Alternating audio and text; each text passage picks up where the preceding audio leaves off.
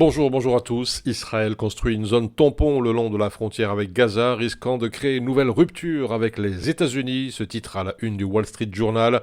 L'armée israélienne qui a déjà lancé des travaux pour établir un no man's land dans le territoire palestinien le long de la frontière de la bande de Gaza. Dans le courrier international, un tel projet a été évoqué à plusieurs reprises par des responsables israéliens, mais sa mise en œuvre a été révélée de façon inattendue, indique le Washington Post, il y a quelques jours lorsque 21 soldats sont morts lorsqu'ils plaçaient des explosifs sur 2 bâtiments.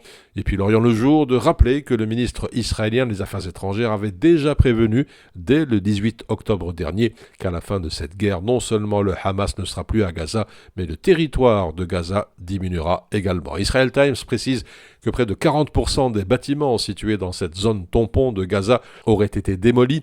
40% des 2824 bâtiments situés à moins d'1 kilomètre de la frontière.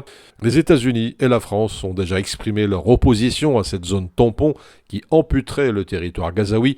John Kirby, le porte-parole du Conseil de sécurité nationale américain, a insisté « Nous ne voulons pas voir une réduction du territoire gazaoui, en aucun cas. Nous ne soutenons pas un tel projet. » Tout cela alors que dans E24 News, la France aussi a clairement fait savoir à Israël qu'elle s'opposait à l'établissement de cette zone tampon dans la bande de Gaza, le long de la frontière. Le gouvernement français l'aperçoit comme un obstacle à la prise de contrôle de Gaza par l'autorité palestinienne que Paris préconise au lendemain de la guerre.